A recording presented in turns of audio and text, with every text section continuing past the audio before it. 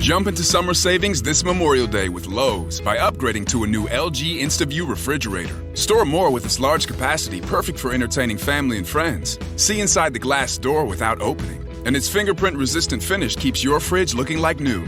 This LG InstaView refrigerator is now just $19.99. You save $400 at Lowe's. Home to holiday appliance values today and every day. While supplies last, see Associate or Lowe's.com for details. Valid through 6/9, U.S. only.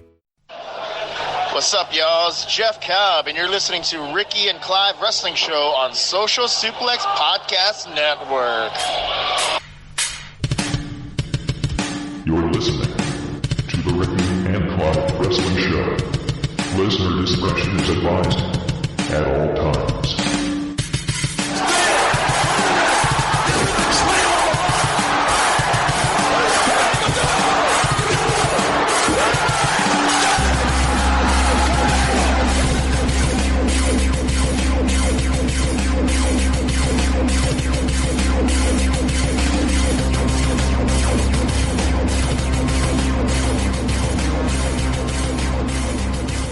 Hello and welcome once again to another episode. Stop.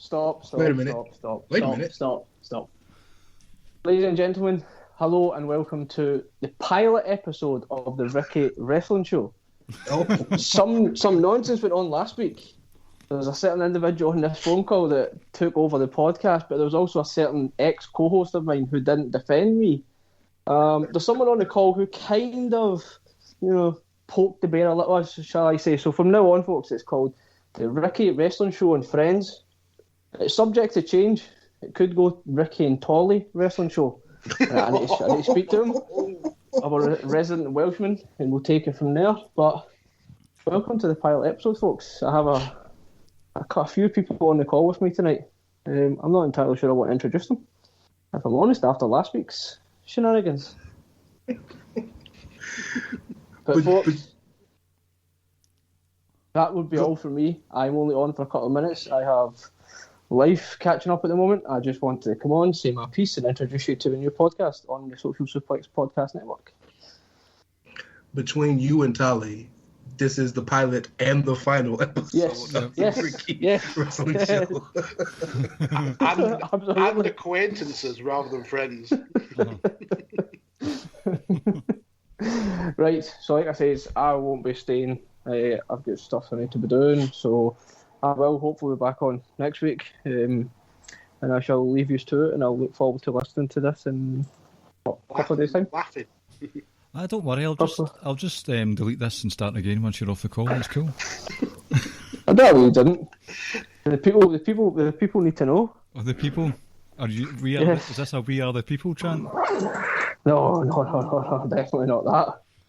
You up in George Square in Glasgow a couple of weekends ago? No, I was not. In fact, actually, I walked past George Square a couple of weeks ago when all that was happening, but I was not taking part. A man like me, of my, physical appearance, should not be anywhere near George Square when those fans, and I use that loosely, are out in force. So I was like, I don't want to get racially abused today. I will leave. Oh, that's putting a lot of stereotyping on a group of people. That's what we do, though, does it not? Anyway, folks, it was good seeing you, and I will catch up with you soon. Okay, speak to you soon. Thank you very much. Right, take care. Right. Now back to our originally scheduled programming. Where were we? We're back to our regularly cancelled programming, apparently. I know. The audacity of it. The audacity. But That's right. Yes. Right. Yeah. Do you want to go back to doing it your way, sir? This is your show, because apparently I ruined the show with the one day that I took over. So. And apparently I poked the bear. That's normal. That is very. Well, we'll speed things along a wee bit before we were rudely interrupted there. And as you know, this is the Rance and Clive and Darren Wrestling Show. Okay. Don't involve me in that. You've all got grief, so I'm happy being a guest. When did he get on the marquee? I like the cap that he's wearing tonight. So. I don't know what it says. It just sets his face off nicely, so I thought I would give him some shine. It's not as if there's anything that he needs to celebrate today or anything like that. Do you know? It's not as if he's had some sort of change in attitude or anything. Well, I have. Well, first of all, this is technically the Rick and Clive Wrestling Show, part of the Social Distancing Suplex Wrestling Podcast Network. I'm Clive. I'm joined by Rance. Hello, thank you for coming back on again tonight, sir. Thank you for having me after I ran a coup on your show last week, apparently. But no, it's always good to be home. But on my other, well, I can't say other because I have like 4 podcasts. So on my 5th podcast, apparently that I'm part of. So hey, there's that. You're giving Mags a run for his money with the amount of podcasts you're on. Nobody. Have you seen his nickname? Uh-huh. That man is called the Podfather. I can never catch up. And yet I'm chasing Matt Willis, who's got double the amount that I've got. So we're all following somebody else. He has more podcasts than Foul Original has had hot dinners.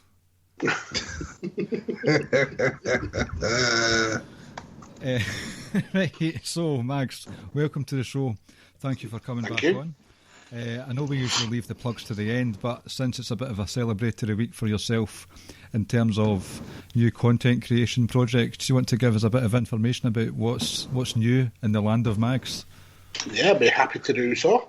So as you guys know, a certain diminutive Welsh person left me in the lurch and kind of like sailed away, meaning that one of my favourite podcasts, Badlands, was no more. So that left a big podcast hole in my life, and I had to fill it. So I've always wanted to do a project where I'm looking back at the Attitude Era, and it's always been the era that really dragged me into wrestling, the time when I was mostly kind of invested in wrestling, and I thought that this was the perfect time to kind of start doing something like that. I'd had enough of a break from Badlands. I'd like recharged the batteries and stuff like that. But I don't really work well without somebody to bounce off, and I knew that I had a good kind of relationship with Tanner, and I always wanted to do a podcast with Ori after speaking with her on Badlands and Why Watch Her, and I thought it'd be a cool little project for us to all be involved in. And luckily enough, we've kind of like been we've looked out, because I was fully invested in WWF at the Attitude Era. Tanner was a channel hopper, and Ori didn't watch it at all. So we've all got like 3 different kind of separate, unique viewpoints of the Attitude Era. So between us, we're essentially watching the Raws and the pay-per-views week on week and giving a 2021 view of the show. But I think the biggest kind of like USP of a changing attitude is that we don't have a particular kind of like host co-host dynamic. It's we all share that responsibility. So one week I'll be hosting, another week Tanner might be hosting, and we've all got different kind of ideas we're bringing to the table, different kind of like styles of hosting. So hopefully it'll keep it fresh, keep it interesting. So yeah, the first episode dropped this morning. It was kind of like an introductory / pilot episode. But from next week's episode, we're starting from the King of the Ring 1996, when Stone Cold dropped his famous Austin 316 promo. We're going to go on from there all the way through the rise of DX and into basically into the Ruthless Aggression era. So yeah, hopefully you'll be able to come on that journey with us. It's going to be some undertaking, and I think... Aha, undertaking. Hey, and it's a project that's going to be so involved. We're able to pull that all the way until the end, say if it's an invasion angle or whatever, then that's top-notch work. And I think one of the things you're a champion of, Mags, among others, is that you make good use of the network, the award-winning WWE network now on Peacock, and you make good use of that for listeners as well. I use your Chain Wrestling show to watch back on the old shows that you vote on. Hopefully I'll start doing this with the Attitude stuff as well. So I hope WWE are giving you a nice wee handsome wage out of all this traffic that you're sending their way. I mean, I would happily take the WWE Network for free every month if they want to throw me a bone at Podfather Mags. Hit me up, Nick Khan. You are the only Khan in wrestling in my eyes. Don't let anybody tell you any different. And they don't have to give you nothing, Mags. You already got a free seat at the Thunderdome every week. Saying that, I literally got my email today. Apply for your SmackDown Thunderdome seat today. I deleted it. I will do it. I was signed up for the first one, but I don't think I can make it. So I think our good friend Rab Ropes took my spot. Ever since then, I don't see the point. It won't be happening much more these days soon anyway. Well, ironically, since I was signed up for the first one in the Thunderdome, I am signed up with tickets to the first show live, July 16th, here in H-Town, at what PC Tunney affectionately called the Tokyo Center. I guess we got the Tokyo Center in Japan, in Houston, Japan for some reason, but yeah, I'm excited. So there will be many 5-star matches that night. Yes. So the reason that we're here tonight, it's a sort of conclusion, if you will, of a mini-series that Mags, Rance and myself started last week, talking about the 4 Horsewomen, those being Charlotte Flair, Becky Lynch, Bayley and Sasha Banks. Last week we looked at our favourite 3 matches from each woman, got a bit of good discourse around that, and this week what we're going to do is we'll follow up with a quiz towards the end. I hope you've got your thinking caps on, gentlemen. But before that, and we'll probably try and get some chat on Twitter about this.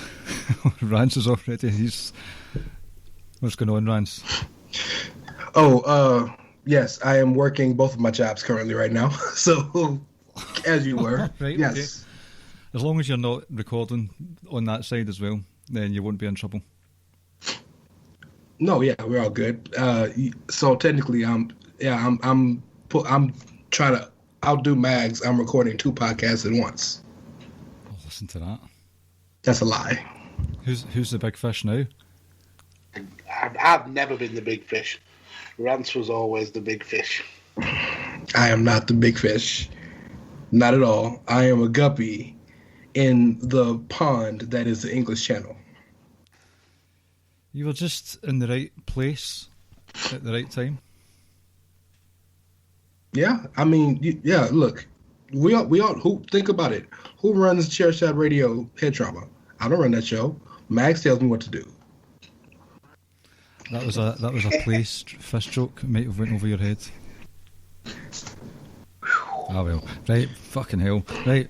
So tonight we are going to give you our preferred order of 4 Horsewomen. So what we'll do is, I thought, just to get the ball rolling, we'll give each other the 4 that we have, instead of doing your 4, then your 3, then your 2, then your 1, because that'll give the game away for some of them later on.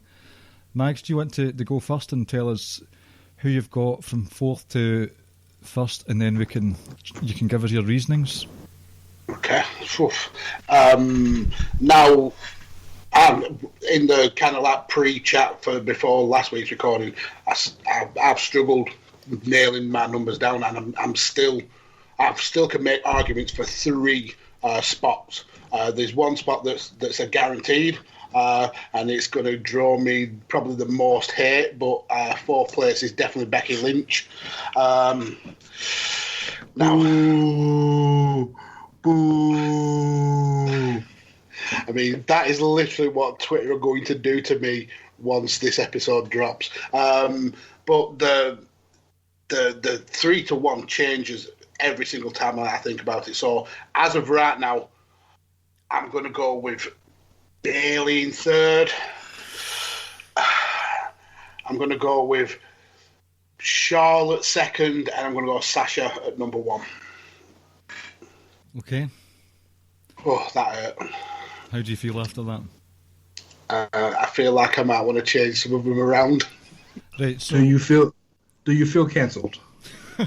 I mean, this is a toxic conversation anyway. Nowhere whatever order we pick, we are going to have somebody coming for our necks. It's as simple as that. Each of these has a stand group that will kill a man. So there's no win in any way we pick them. Okay. Okay, I'll keep that. I've got a couple of questions for you. Rance, you did send us yours earlier just in case you weren't able to make it, but for the listeners... I feel fairly confident in mine, and I have, much like Mags, I have reasoning. I guess we'll give our reasonings later, so just for the sake of time, my number 4 is Bayley, my number 3 is Becky, my number 2 is Charlotte, and much like my brother Mags, my number 1 is the Blueprint, Sasha Banks. Right, without any worry or care or concern about getting attacked, Becky Lynch, happy to have her in 4th place. Number 3, I'm going to have to put Sasha. Oh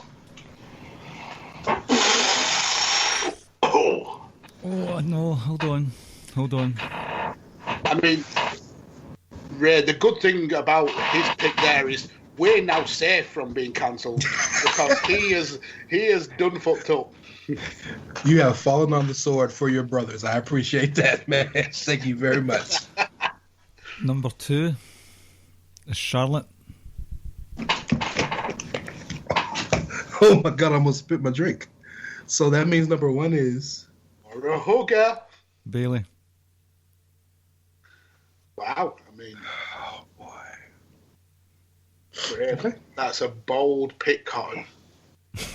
We have to talk about this immediately. Yes. So you need to explain yours first. Me? Oh, Christ. You think it was my show or something?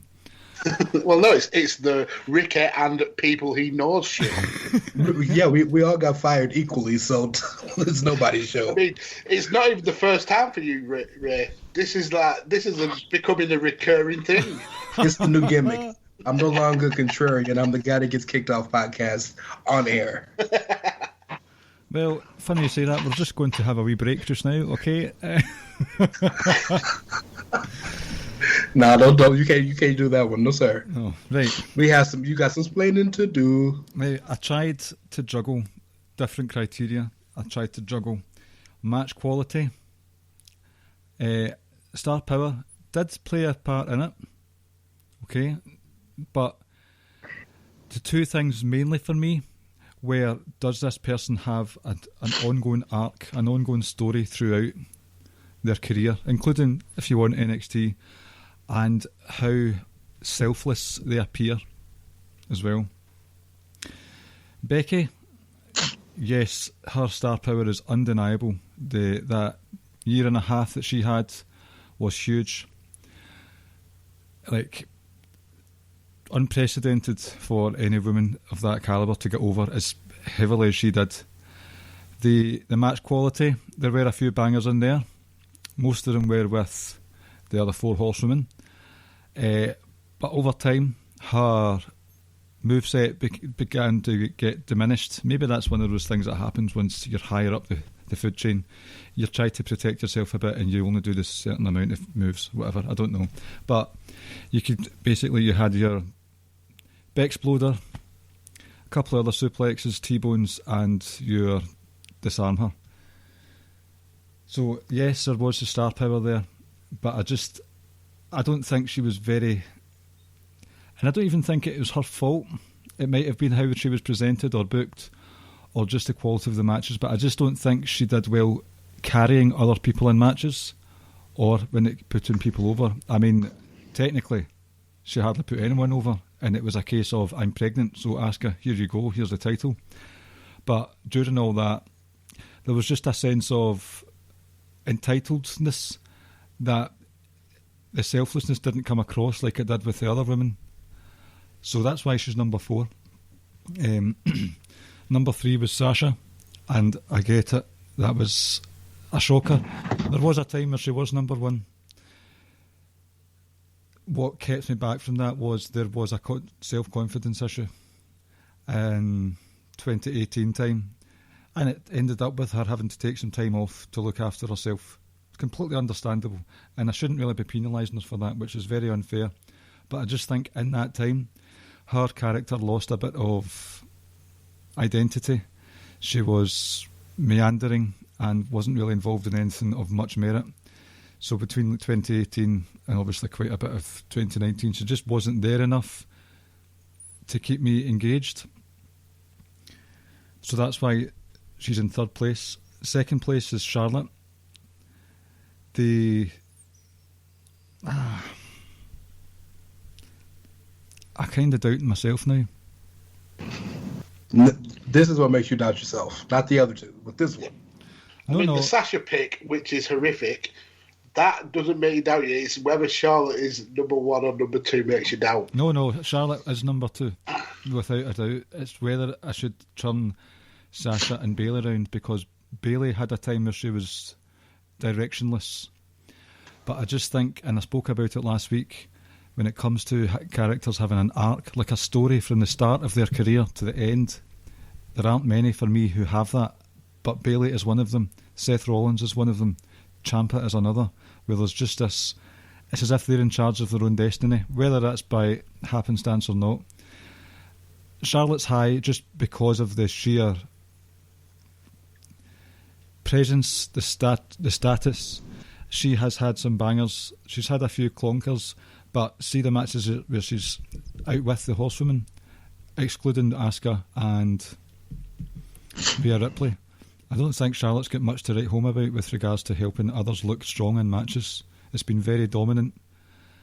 Bayley, she went on a tear. She was the champion for a long, long time, and she's not got that same star power as the others. She might not have been as selfless. She definitely took a big back seat when Sasha became the champion. She's only kind of resurfaced again now. She wasn't even technically on the card at this year's WrestleMania. She's lost to Bianca. She lost early doors in the Survivor Series match. So she's had a selfless streak. And so has Charlotte, because she went a long way in putting Becky over. I just think out of the four of them, Bayley's had the more interesting story, personally, from the hugger to being, in my eyes, the female John Cena of NXT, coming up to the main roster. The heather was set alight quite quickly, but it dwindled quite quickly in favour of Alexa Bliss, and you saw her struggling with herself to the point where it was the on and off stuff with Sasha Banks. Then the turn with Sasha Banks and how that morphed into a Karen and into a crazed maniac that we see now. So I just personally think, from a storyline canon perspective, Bayley tops it for me. Your thoughts, gentlemen? Okay, I'll jump in. You're wrong. No, your opinion is your opinion, and you have explained yourself well. I do a lot of these with bandwagon nerds, these kind of lists that are very subjective or rather objective, I should say. And it all comes down to one thing. Your criteria is what matters. We did not give a set list of criteria. There were no parameters of this ranking system. It's whatever you thought, whatever you want, however you want to rank it. You ranked yours according to arcs and according to character development and things of that nature. So I get it. I can understand it. Becky has had the least. Bayley has had the most. Completely understand that. But it's kind of hard when you start your argument for your number one by saying, I know she has the least star power, but that kind of hurts the argument. Like the rest of the stuff, right on. I can accept Sasha being 3 more than I can accept Bayley being 1. Like that was the only thing that I could guarantee in my mind was there was no way Bayley could be 1 in this list. So, but not against what you said. That's interesting because at points over the last couple of weeks, I've had Bayley at number 1, and between her, Sasha, and Charlotte, I from day to day, I can change the order around, and each one of them can have a case of being number 1. I don't think I've ever had Sasha as low as 3. She's always been kind of like floating in that top 2, just because of she appealed to me more than the likes of Charlotte and the likes of Bayley. But I mean, you were always going to, no matter which order you put them in, you're always going to put the cat amongst the pigeons with these 4 anyway, because there's just so little to choose between them all, that we're actually blessed that we've got a group of 4 women all at the same time, all coming around at the same time, and we're in a generation where we have the opportunity to critique these 4 amazing women for giving us amazing wrestling matches. It's the kind of duplicitousness of it is just not lost on me at all. I'm happy to start my explanations if you want to listen. Please do. Okay, so the only one, like I said, the only one that was always in the same spot was Becky Lynch. I understand that she's had the biggest kind of breakout moment in terms of star power with the man and the longest reigning women's champion and the whole headlining WrestleMania thing. But her kind of like time in the sun as the biggest star out of the 4 is so small compared to the others that I always felt that she hasn't had that longevity for long periods of being part of the Force Women. She was kind of like the odd one out, the kind of the one that was dragged along by the others, whilst Bayley, Sasha, and Charlotte were all really developing their character in NXT, ready for a move up to the main roster. Becky just felt stuck. She was lumbered with this like dancing Irish gimmick. She didn't really kind of feel like she fitted into the 4 Horsewomen for me. And it's only when we got her on main roster and we had, ironically, Nia Jax smashing her face in, that we got the character that she become. So in terms of achievements as well, she also ranks the lowest. She's only ever won the Raw Women's Champion once. She's only been SmackDown Champion 3 times. She'd never won the NXT title, so she's the only one of the 4 Horsewomen to never hold that belt. And the things that she did do, winning the Royal Rumble in 2019, headlining WrestleMania, for me, those are overshadowed by the other 4 Horsewomen. So she is 4 for me. Next, I think I said Bayley. I want to change that again, but for me, Bayley, as you said, is the John Cena. She's the kind of go-to wrestler. She's the kind of she can do it all with everybody. But for the longest time, I didn't get the character. It wasn't for me. I understood what the Bayley character was about. She was a hugger. She was for to bring in the younger audience, but it just didn't resonate with me. And even when she came up to the main roster, it was not something that I was particularly interested in. And it's ironic that it was actually getting towards the end of her run as like the face Bayley that I really started to get into it, and I thought, yeah, this is actually cool. And then she did the whole kind of like Karen cutting the hair, dyeing it jet black, and I hated that. I hated it with a vengeance. And she sold me on that. And now she's. I never thought you should be a good heel. I always thought this was kind of like just being a heel for the sake of swerving everybody.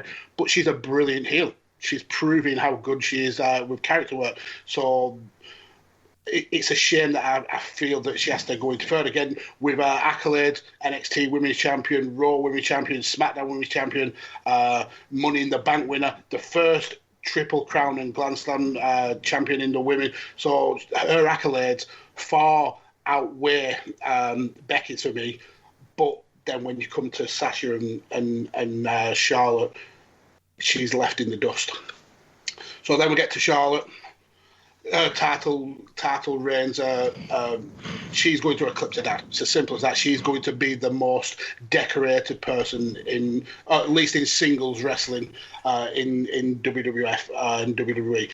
Absolutely phenomenal. She's arguably the best all-round wrestler of the four. She carried the women's division for a hell of a long time. She won the 2020 Royal Rumble. She was the first female to headline a WWE pay-per-view alongside Sasha Banks at Hell in a Cell 2016. She was also part of that WrestleMania main event, which I think she absolutely deserved. She was a star in that whole run up, and she gave the match more legitimacy for me. But just because it's Paul's favourite, I have to mark her down for that. Just on a personal preference. But no, being serious, I give Paul a lot of shit for being a Charlotte fan, and he has every right to, because she is, for somebody who didn't want to be a wrestler, she's damn good at the wrestling. It's unreal, and she's arguably the best heel out of all these characters. She plays that crazy, maniacal, and better than everyone kind of bitch character perfectly. So it was a toss-up between whether she got to number one or not. But I think what's put her below Sasha for me is how, and you've mentioned it, Clive, how selfless Sasha Banks has been. And I understand that you said about Charlotte being selfless, and to a point she is. Her old game is kind of almost like the Brock Lesnar of the women's division. She wins and wins and wins. So when you do beat Charlotte, it means more.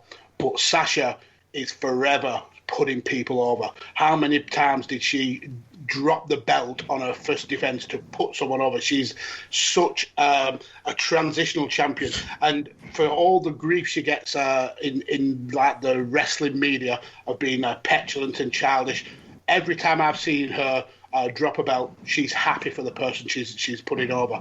And then you go through her accolades: NXT Women's Champion, Raw Women's Champion 5 times, Women's Tag Team Champion twice, SmackDown Champion, the first female headline for a WWE pay-per-view, like we mentioned with Charlotte Flair, the first African-American woman to headline a WrestleMania, which is outstanding. And that, for me, I think is more significant than the first actual women's one, because of just how maligned African-American women are, not just in wrestling, but in culture of all. But the kicker for me is, out of these 4, she's the breakout mainstream star. I know we've had Becky in movies and TV programs, but Sasha was in the Mandalorian. Costa Reeves. I mean, that's phenomenal. One of the biggest franchises in the world on fucking Disney. It just don't get any bigger than that. So that's what's tipped her over for me, and the fact that she's probably the best wrestler, the best technical wrestler out of the lot as well. Her skill set is phenomenal. Yeah, she's had times where she's been involved in injuring people, but I think that's not so much on her. It's more on the fact that people just can't keep up with how good she is. So for me, Sasha's the best out of the 4. Sasha hit a tornado DDT on Boba Fett. I mean, just going over the matches that we watched for last week's episode to rank the best matches, the amount of ways that she can switch a move into the bank statement, she's just so technically gifted. It was so impressive to watch, and you miss those little nuances when you're watching live, and you go back and watch when you think, damn, she is so good. You want to go, Clive? You want me to go? No, on you go. I'm just sitting here thinking, should I have changed my order?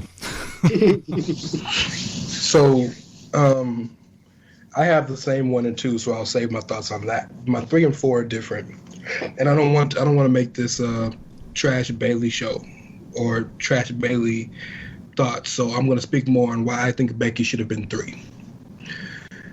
You, again, much like with Clive, when you start your reasoning for putting her last with, yeah, she was in the most important women's match ever, but yeah, she probably had the biggest moment of the women, but yeah, she was probably the biggest star in wrestling of the 4, but like, I get all the rest of that stuff, but sometimes, like you said last week you said that even though all the other matches were better, you put that triple threat as your number 1 match of all of them, because no matter what else comes after it or before it, it was the most important, so it had to be number 1. That was all because of Becky, singularly because of Becky, right? Because everybody thought it was going to be Ronda and Charlotte alone. Becky came in and changed everything because she got so hot, she became the biggest star in the company, in the business. So I feel like we punish her too much for the company's failure with her for so long. And even though the company failed with her, she still won multiple world championships. She was still in major angles. She still did big things. She just wasn't put on the same level as the others because she didn't have a character yet. So that's my only qualm. Okay, I mean, I get what you're saying, and like I said, this was something that I really kind of debated against. So I wanted to see if my own kind of personal opinion rung true with how the matches are ranked. So yeah. What I did was I went to the old Wrestling Observer newsletter, because obviously Shagger Dave Meltzer is the only person who you believe for match rankings. So anyway, I got the number of matches that each of the 4 have had where they've got 3 stars or above. So 3 stars is good, 5 stars obviously excellent. Becky had 21 3-star matches. Bayley had 28, Sasha had 33, and Charlotte has had 38 3-star plus matches. So that would say that I'm right in some of the positioning. Charlotte should have been at the top. But then I went further into it. I thought, I need to get some clarification. So I went for matches that are 4-star and above. So there's actually a tie for who's got the most 4-star and above matches. Charlotte and Sasha have both got 14. Bayley has got 7, and Becky has got 8. So for me, that also helps tip Sasha over the top because percentage-wise, she's had more 4-star matches than Charlotte Flair has in terms of a percentage of matches. But it also does. It kind of rubber stamps the fact that Becky was at the bottom of the list. So I'm going to use this kind of springboard into my list, if you don't mind. I just want to say, and I'll expound upon it. I'll expound on it more in just a second. But I understand the basis of this entire business is in-ring, is the wrestling aspect. It is professional wrestling.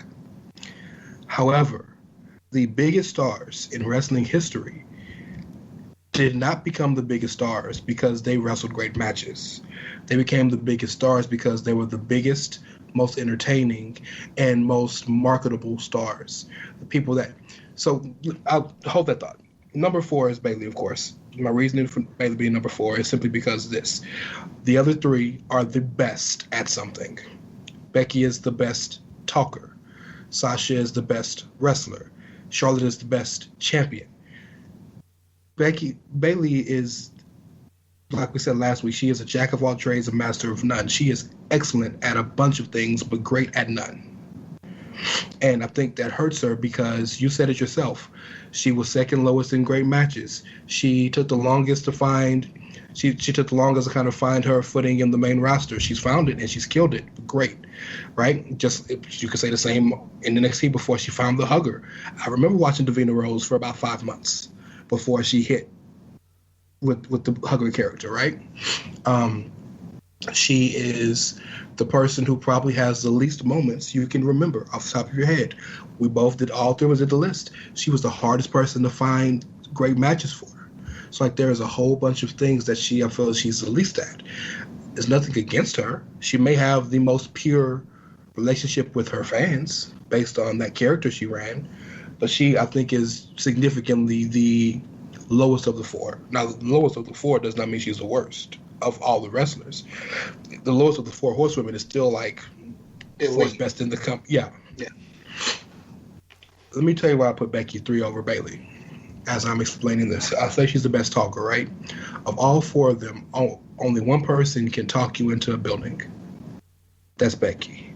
Only one of them can talk you into being interested in a match or a story or a promo or a moment. None of the rest of them can do that. So they all have their moments. I'm not saying that they're terrible at that aspect of the game, but they all have their moments. But Becky, in and out, consistently breeds interest in anything she's doing. She made a match with Nia. She made a throwaway match with Nia Jax mean something simply because of how she responded to getting punched in the face. You know, and that was one match. The feud with Ronda Rousey, she took a one-off feud that was supposed to be at Survivor Series. Just a one-off match. She was a champ on one brand, Ronda was champ on the other brand. And because she got so much heat, not bad, I'm just interest on that match, that they pushed it to Mania. And they made it the main event because off of the back of what Becky was doing. So that is the most valuable aspect of professional wrestling to me, because it's cool that, yeah, me and you can grapple and I can hit flippy doos and I can do 15,000 reversals. Who cares if nobody's in the arena to watch it? Nobody's watching at home. It's gotta be a reason why I'm watching. Only one of the four makes you want to watch, wrestling-wise. No, without a doubt, Charlotte is number 2 based on the fact that she just has the greatest accolades. You cannot overcome that. 13 times a world champion, and she's been wrestling for 7 years in her life? You know what I'm saying? It's ridiculous. Also, the fact that you said it yourself, Mags, the only one of the four who didn't want to wrestle and has taken it to it the easiest. It's like water to her. There really is something to her saying that she's genetically superior. She clearly is. You know, she also, I think, she looks the best in terms of total package with the gear and the robes and the Jump into summer savings this Memorial Day with Lowe's by upgrading to a new LG InstaView refrigerator. Store more with its large capacity, perfect for entertaining family and friends. See inside the glass door without opening. And its fingerprint-resistant finish keeps your fridge looking like new. This LG InstaView refrigerator is now just $19.99. You save $400 at Lowe's. Home to holiday appliance values today and every day. While supplies last, see Associate or Lowe's.com for details. Valid through 6/9, U.S. only. The Aaron's AA team makes getting the name brand furniture, electronics, and appliances you need easy and affordable. We're talking top brands like HP, Samsung, GE, Beautyrest, and so many more. Take them home today, then make low monthly payments until they're yours for good. Aaron's great rent-to-own deals even come with easy approvals and free delivery. That's Aaron's, the rent-to-own power of the AA team. Find what your kitchen needs this Memorial Day at Lowe's. Get our exclusive full-size Hisense French door refrigerator. It features extra room to store and organize food and comes in fingerprint-resistant stainless steel. Was $15.99. Get it now for only $13.99. That's a savings of $200. Shop in-store at Lowe's.com or on our app.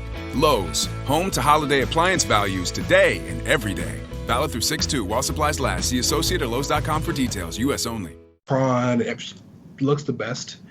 She carries herself the best as a champion. That championship looks like it was built to be around her waist. You know what I mean? So you add all of that together on top of the fact that she probably has the best accomplishments, not only from a championship perspective, but biggest matches, most important matches, most main event matches, most this, most that. Sasha's number 1 for all the reasons you guys said. Yes, she's the biggest, she's the best wrestler. She's the most selfless. She's the one that's done the most for everybody else and for the business as a whole. She also may be the biggest mainstream star. I'm glad you pointed that out, because there's a difference between the biggest mainstream star and biggest wrestling star.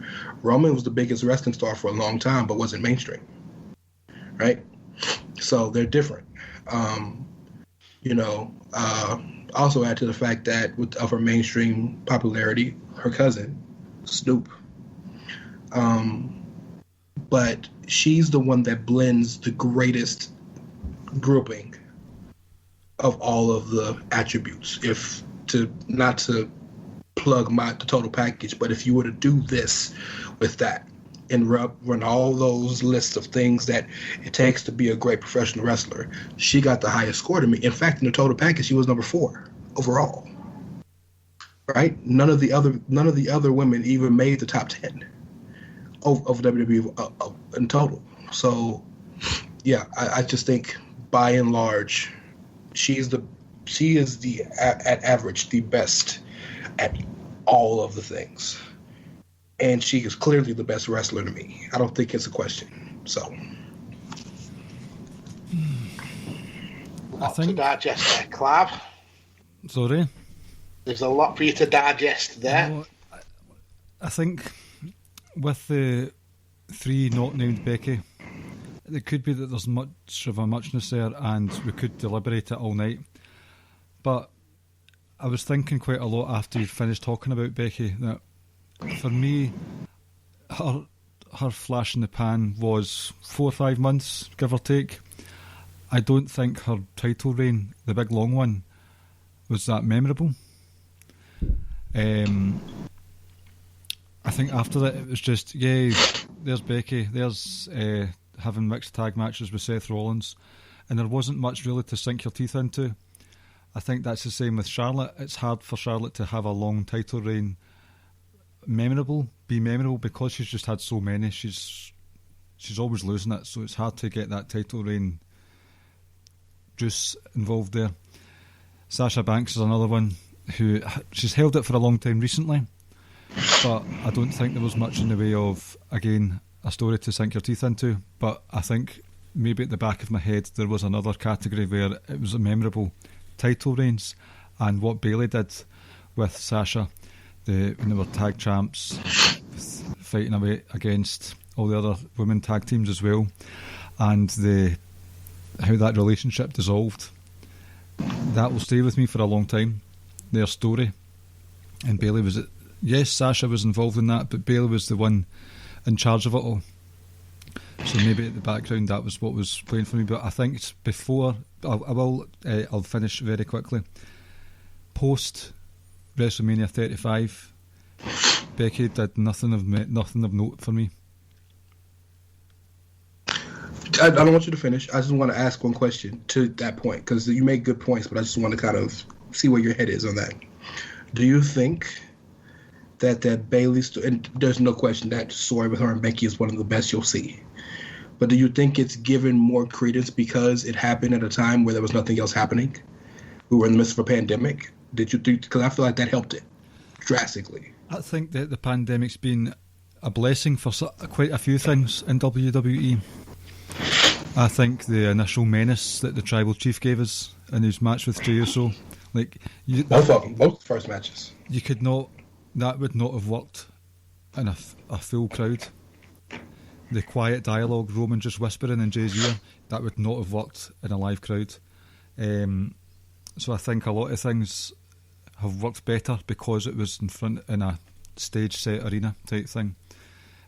So I will admittedly say it probably worked a lot better because they were behind closed doors. And remember, Becky never got that opportunity. No. So her last match was WrestleMania 36. Yeah, I mean, if we revisited this in a year's time and Becky's come back and she's gone on a mad tear and won titles, it's very likely that we may be totally revising our list. But for me, it's just a case of longevity as the biggest star. And yes, I totally get your point. She was the biggest star, not only in these 4 horsemen, but the biggest star in the company. She was the face of the brand. First woman to be on the cover of the WrestleMania, the WWE video games. Phenomenal. But it's just in such a microcosm of time where Charlotte, Sasha, and Bayley have been doing this for 5 years longer than Becky has at the top, and that's kind of what swung it for me in terms of putting Becky at the bottom. Do you think Bayley has, and this is legitimate, do you think at any point in her life, before the pandemic, at any point in her WWE career, forget NXT, in her WWE career, at any point before this pandemic run, was she ever the top star in the women's division? Not the champion, but the top. You can definitively say, yeah, she's the top woman. Can you say that?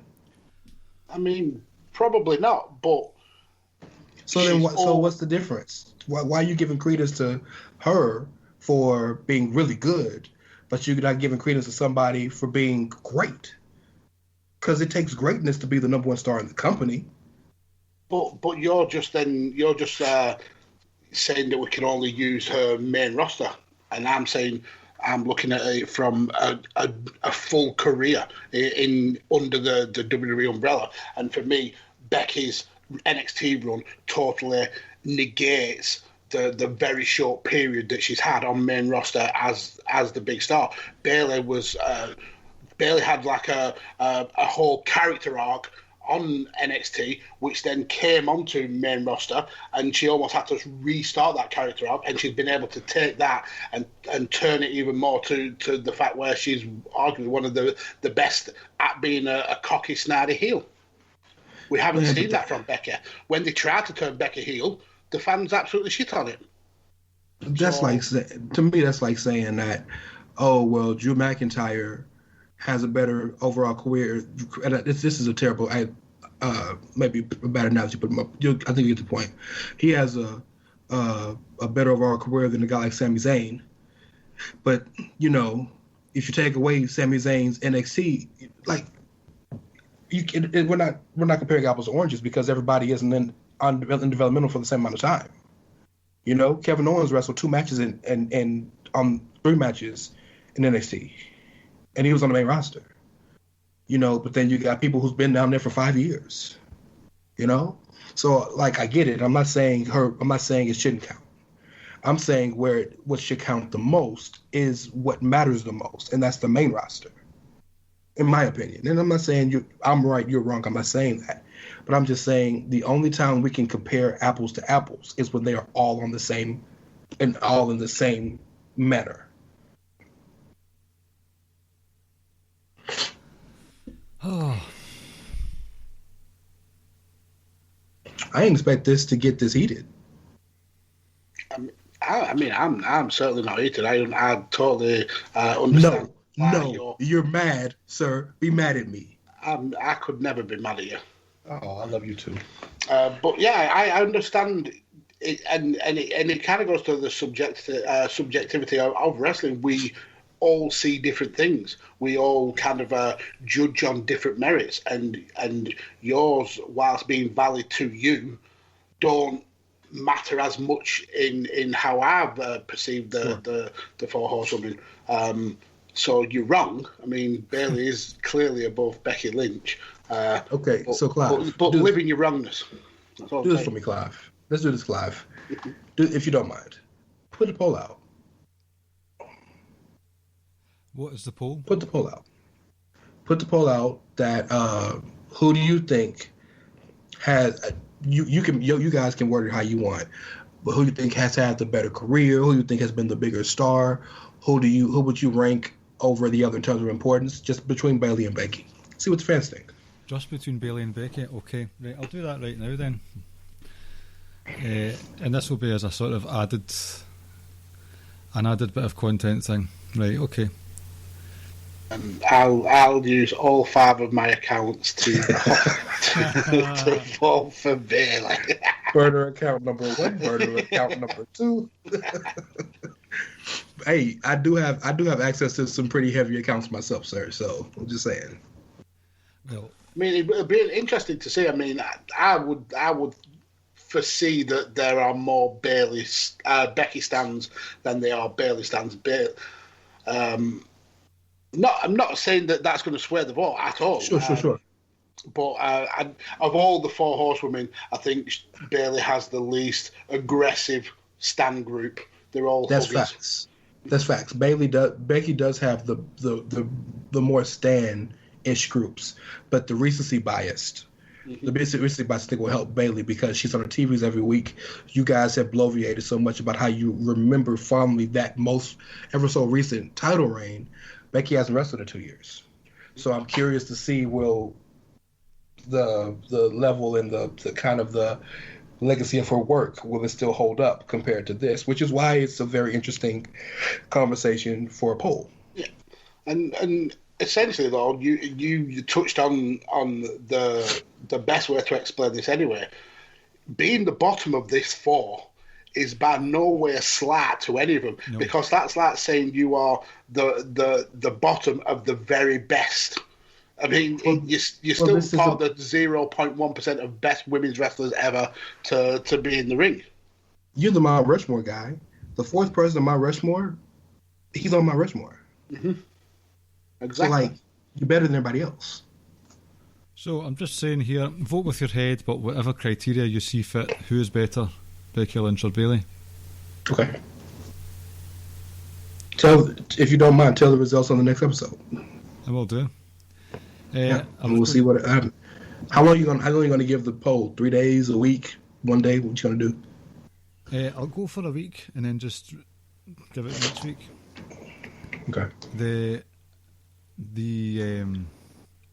I will do another kind of poll or get some listener interaction for the tweet that goes out for this episode, just seeing what people's order is as well, just to get some people chatting. But I'll do this just now because it's brought up quite an interesting point that didn't know it would go down this road.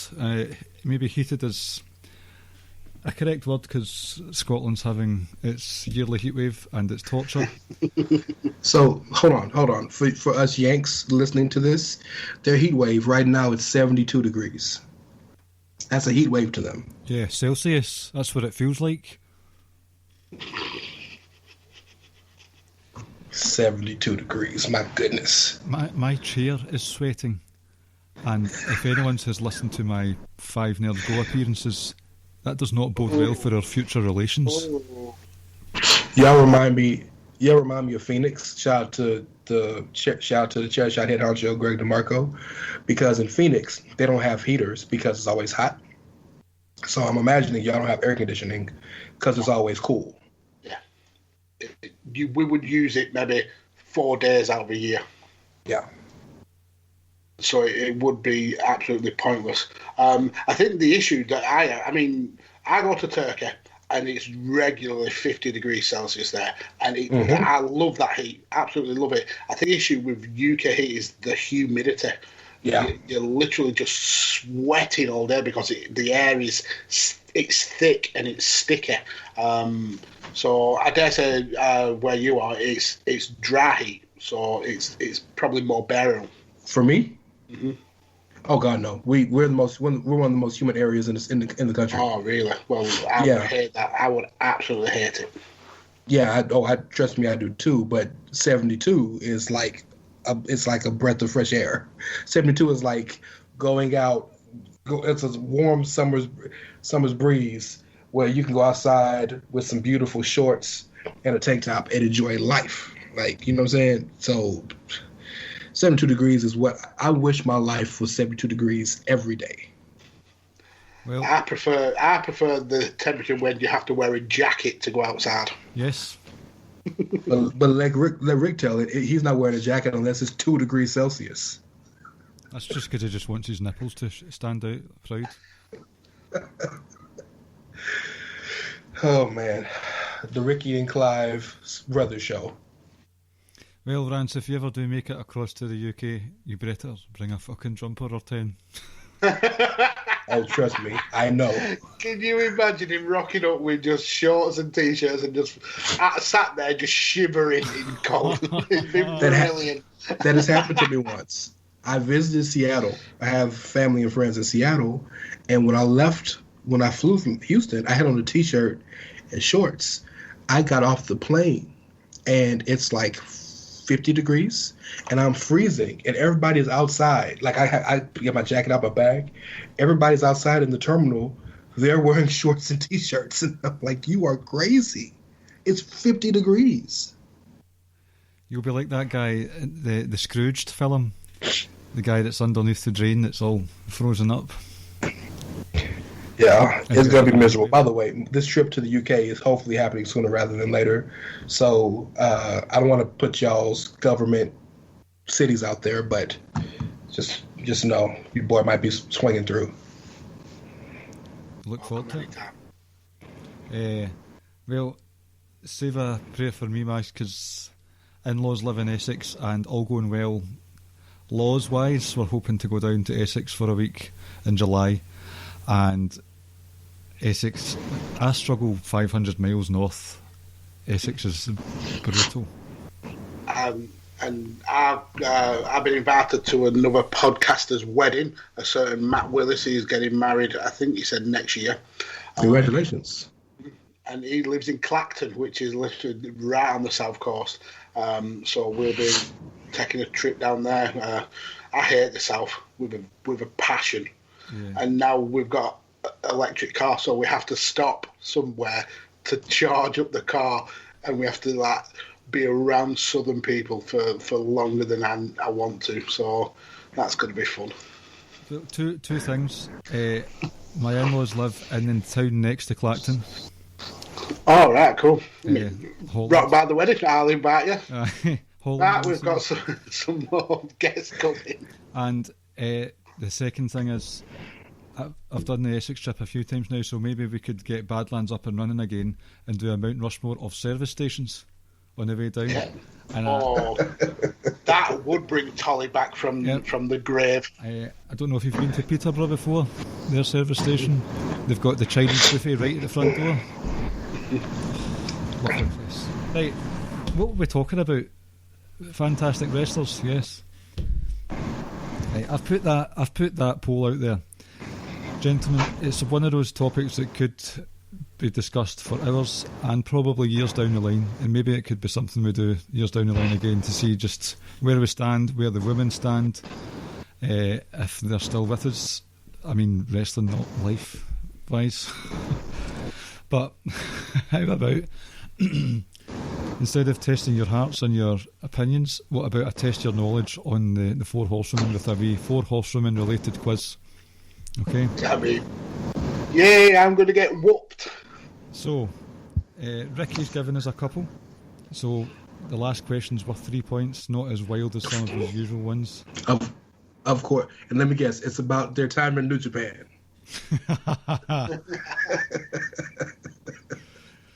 Right. So, technically, there are 14 questions, but 16 points up for grabs. Number one, Mags. Hold on. You got to ask us what our buzzers are. Right. Mags, what's your buzzer?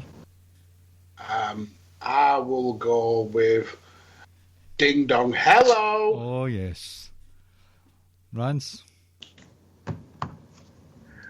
I spit it in the face of people who want to be cool. Oh, wow. Oh, if only you had an apple to spit at your screen right there. Love it. Number one. Who has the highest rating on cagematch.net? Oof. So Max? Charlotte Flair. Incorrect. I wonder who it could be. I spit in the face of people who want to be cool. Rance? I'm going to go with Sashington J. Banks. Correct. With an overall rating of 8.91, according to... That's crazy, because that's out of 10, y'all. Mm-hmm.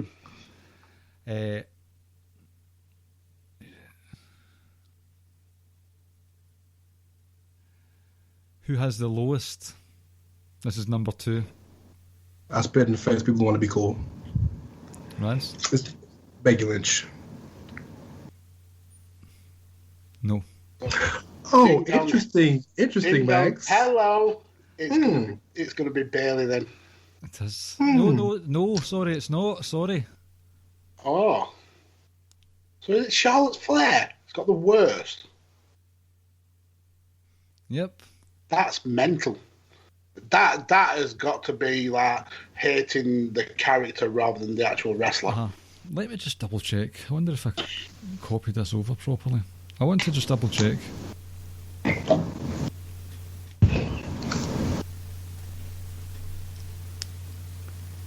She got the lowest with 7.82. Wow. Oh, that's not low. That's not low. 7.82. No, but it's still the lowest of the four. Yep. Bailey had 8.2 and Becky had 8.53. So Sasha is the head and shoulders above everyone. Mm-hmm. As she should be. So it's still 1 point for Rance. Number 3. Now this kind of ties in with the criteria that some of us may have thought about. Who has the highest win percentage according to Profight DB? Okay. Ding dong hello. That's got to be Charlotte Flair. What? Incorrect. I got you. What's my it's Babyface people won't be cool. Rance? Sorry, I'm not you. This Ricky cosplay isn't working. Only took 2 Here's one episodes for to you. realise. Right? Here's one for you. Bailey. Incorrect.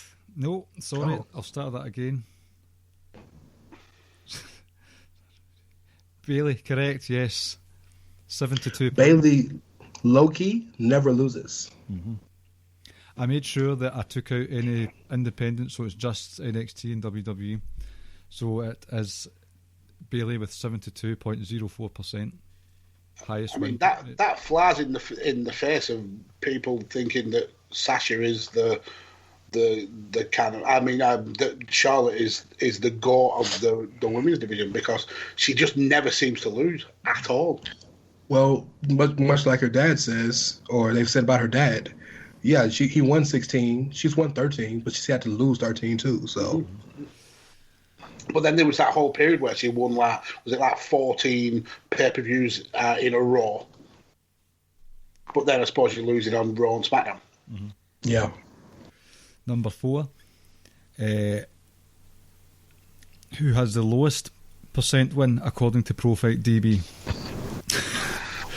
Honestly, this is the most low effort quiz I've ever done. I do apologise. So, ding dong hello. I'll go with Sasha. Correct. 53.33%. She's the gift that keeps on giving. Becky at 54.48 and Charlotte at 55.76. Wow, 50-50 booking all the way across. But Jesus. Bailey's 72%. Wow. That's a huge gap. It's a massive gap. Number 2, 2 points to Rance's, 2 points for Rance, 1 point for Max. Number 5, who has the most Twitter followers out of the 4 horsewomen? If the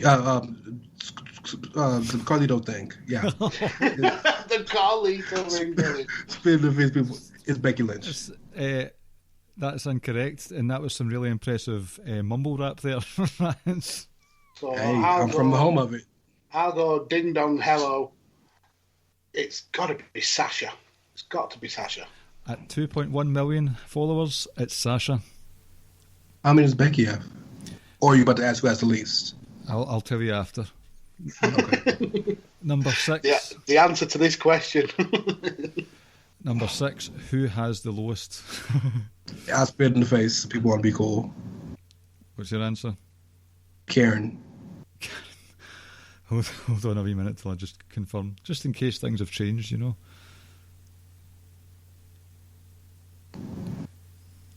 There seems to be some issues with my Google Doc. I don't want to Google throw shade. Docs. Get it right. Correct, it was Karen with 1.5 million. To be fair, I would have said Bailey as well. Charlotte and Becky both have 1.9, and Mercedes Varnado has 2.1. 1.9. Okay, so that Costa Reeves really set her above. Okay. I'm sorry. These highest, lowest are nearly finished, okay? Right, so it's When you get to question 14, they're finished. Right, we just got 20 more. 2 points to Mags, 3 to Rance. Yes. Yeah. Number 7. Who has the first birthday in the calendar year? Oh. If I'm not mistaken, I spit in the face people who want to be cool. Rance? If I'm not mistaken, Becky's birthday is the earliest. Incorrect. So, Ding Dong Hello. I'm going to go with Sasha. Correct. By 4 days ahead of Becky. Wow. Sasha's 26th. I remember Becky because Instagram and her and Seth, so that's why I knew it was early. But I didn't know Sasha was earlier. And I just totally guessed. I had no context whatsoever. Well done. 3 apiece. Number 8. Who has the last birthday in the year? Oh, Spin the face. Spin the face. People want to be cool. Rance? That's a lot of words, Ricky. Change your buzzer. Good God. Charlotte. She's in December, I believe. No. Okay then, Ding Dong Hello. If there's only 4 days between Sasha and Becky, it's got to be Bailey. It is. According to Wikipedia, Charlotte. I just want to double check, just in case. Charlotte is April. Damn, I'm way off. 5th of April. And Bailey is June. So nearly Bailey's birthday then. Happy birthday, Bailey. For when it comes. Happy birthday. Yeah. The most sincere happy birthday from me since I gave you number 1 spot, my love. Yep, June the 15th. Right, so all those highest, lowest questions are out now. So it's 4 each now. Is that right? Number 9. Who has the most reigns as Raw Women's Champion? Ding Dong Hello. Sasha with 5, I think. Is that it? Yep. Number 10. Who has the shortest reign as Raw Women's Champion? As Raw Women's Champion. Spit in the face. People want to be cool. It's got to be Charlotte. No, it's Sasha. It's Sasha. I know that Banks is going to go down the old I've been robbed book, but yes, it was Sasha. One day. So it's still... I mean, to be fair, he did correct himself before you gave an answer, but... Was that when Bailey cashed in the Money in the Bank? No, that's Charlotte. Sasha won it on a pay-per-view, and Charlotte won back the next night. Oh, yeah. 5 each? Or 4 each? One of the two? I'm surprised I'm still even in this. I am normally getting absolutely demolished. Because none of these are skill. They're all luck questions because we don't know these things. Well, Ricky has finally come in with some decent questions. So here's the first one from Ricky. He's got 4 here. In the Tokyo Dome in 2014. No. Okada. Kazuchika Okada. Number 11. Charlotte made her NXT in-ring debut against which Horsewomen? Spit in the face, people want to be cool. Rance? It was against Bailey. Correct. 5-4. Or 4-3, I can't remember, but you're 1 ahead. I think it's 6-5. 6-5. In the triple threat match at SummerSlam 2018, Charlotte pinned who? Carmella or Becky? Spit in the face, people want to be cool. Rance? Pin Carmella. Incorrect. Oh, well, there you go. You got a point. She pinned Becky. 6 each. This is it's going to be a war. Nerve-wracking. Number 13. What was unique about Sasha's Raw debut? Spit in the face of people who want to be cool. Rance? Is this her Raw? Question: is this her first match or her debut on Raw in general? Debut. That's when Stephanie reinvented wrestling and brought all 3 of them one, to make the teams. That's not the answer? No, sorry. That's the night in question, but that's not the answer. That was the only thing interesting. Her being put with Tamina and Naomi. Is that what you're talking about? The solo pod guy is not here to answer. Oh, okay. Well, I'm confused. Go ahead, Max. Have a wee guess, and then I'll give you a clue. The only thing I could remember was the split into like the teams. The team, was it Team Bella, and then was it Team Bad? Team Bad and the submission sorority, which was changed because that's the porn site, to Team PCB. Right, I'll give you a clue. It's not to do with the teams. It's not to do with Stephanie. It's to do with status at that time. Oh, she was champ. She was still the NXT champ. NXT champ, yeah. Is that the answer? It is. Are you accepting that without the buzzer, Mags? Yeah. I mean, I wouldn't got it. So.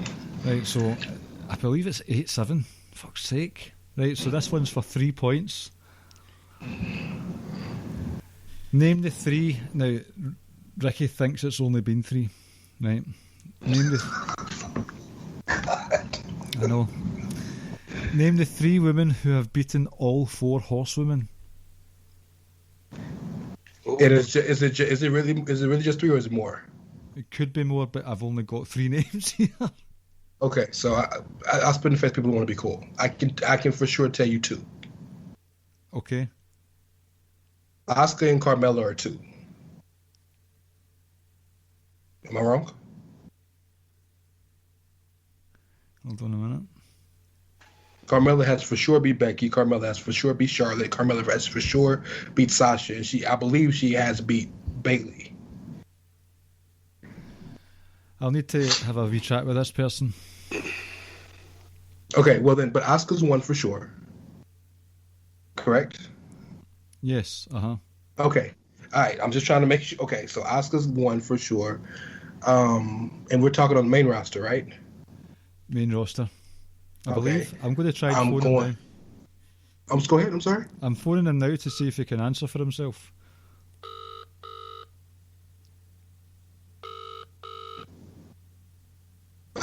For the record, my other 2 answers, if it's not Carmella, would be Alexa and Nia. That makes sense.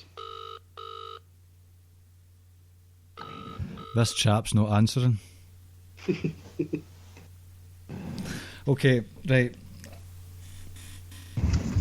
I'm going to have to accept him because I know that about... Who was it you said? Asuka, Nia, and Alexa. Alexa's beaten everybody about 5 times. Has Alexa beaten Charlotte? I think so.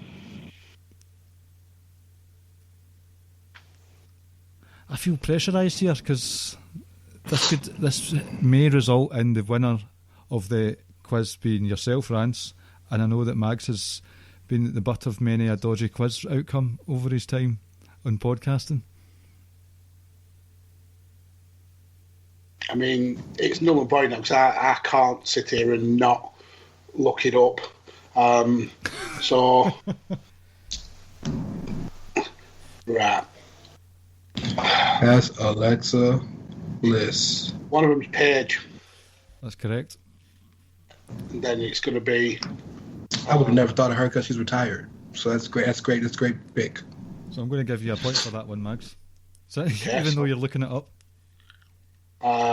Billy. So basically, this is a sports key list. It's 3 people who've beaten the Horsewoman and 3 who've never beaten them. So Billy Kay has lost every single time she's faced the Horsewoman. Asuka has beaten all 4, so that was 1 for Ray. Peyton Royce has never beat a Horsewoman. Why do they put them on separate pages? Put them on one page. Wow. Hoof. I would not have picked this answer. Jesus. Who? Emma. Yep, that's another one on his list. He must be non-sports leader.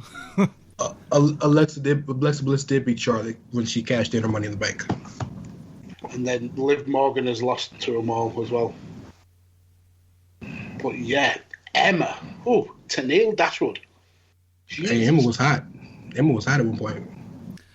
Didn't Alexa Bliss cash in Ronda Rousey and Nia Jax match? She came in and started swinging the suitcase. No, she didn't. She didn't cash in. I'm sorry. It said she beat her. Oh, okay. I'm reading. I've read that wrong. Not only did she beat Flair when she won the Money in the Bank briefcase, but she also beat her in the triple threat #1 contenders match on SmackDown. Okay. Well, a bit of a controversial ending to the quiz, but I think we'll go for Rance because you were just ahead before that last question, which has caused uproar and upheaval once again. I need to stop having you guys on for quizzes because it's just going to end in tears one of these days. To be fair, I'm happy to be within 1 point of his score because normally he just absolutely decimates me. So that to me is a victory. Okay. And for the record, I was my 3 were right. It's just Rick didn't have my 3 on there. Mm-hmm. We'll get Ricky to answer. Well, technically, my 4 because Carmella's on that list too. It seems like he's pulled he's pulled that quiz from that Sportskeeda website because it doesn't actually say the only 3. It just says 3 people who have done it. Emma's a shocker. Mm-hmm. Emma's not a shocker when you think of the time in NXT because Emma was there before all of them. Yeah. She was beating Bayley regularly. I remember that much. Yep. So you're saying that Alexa Bliss has beat Charlotte Flair. So I'm on Cage Match now, and I've gone for Alexa Bliss versus Charlotte Flair. It wasn't a singles match. It wasn't a singles match. It's a triple threat. Okay. And the only singles match that they've got listed is she won. Charlotte won. It was at Survivor Series. Yeah, 2017. Yeah. So are we counting only one-on-ones, or are we counting in general? I'm not going to count like a fluke, like a ladder, like a Money in the Bank match or a Rumble, but Alexa beat her in a triple threat sanctioned match. Yeah, in a match where there's one winner in a proper wrestling match. Yeah, I'm happy to concede the victory. A lot of my points were you worked out the answer by eliminating all the other options, so it's only fair. I just want to know, when am I going to come on this show and have a quiz that's not ending in controversial fashion? The only way we can do that is if Ricky doesn't give us any questions. Let's be honest. The next quiz I'm in, Ricky's going to have a question that's worth 10 points. And you're going to be behind by 9. And still win. It'll be like 10 points, and it's name my sisters in alphabetical order. I concede the quiz.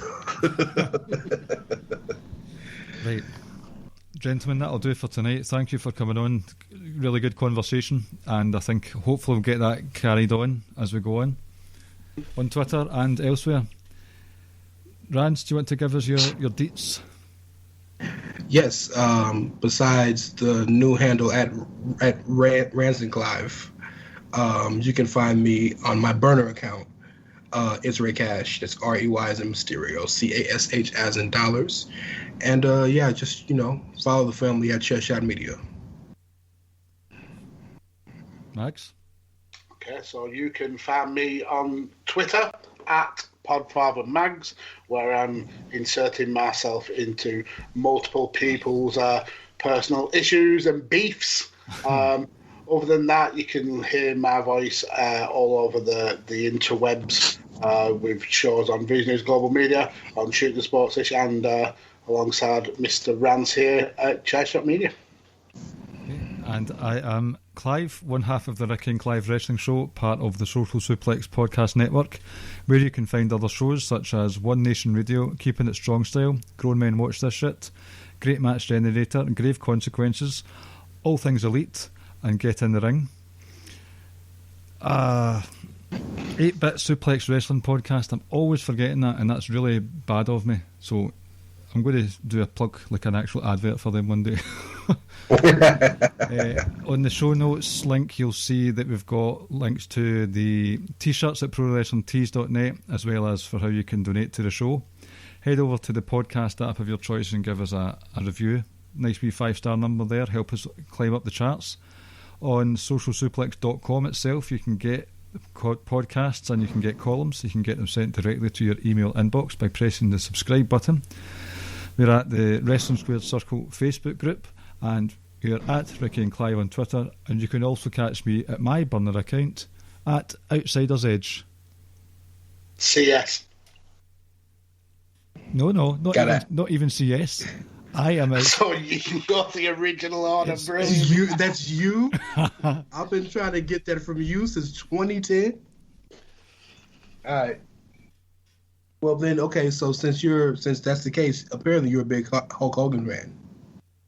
Oh, I take it all back. That wasn't me at all. Since he's not here to defend himself, that is Ricky's burner account. Makes sense. Okay. Oh, he's phoning just before we... Oh, he's just hung up. Fuck him. Right. Right. Thank you for joining me tonight, gentlemen. And thank you for listening. I'll speak to you all next week. Bye-bye. Thank you for listening to the Ricky and Clive Wrestling Podcast. We'll see you next time.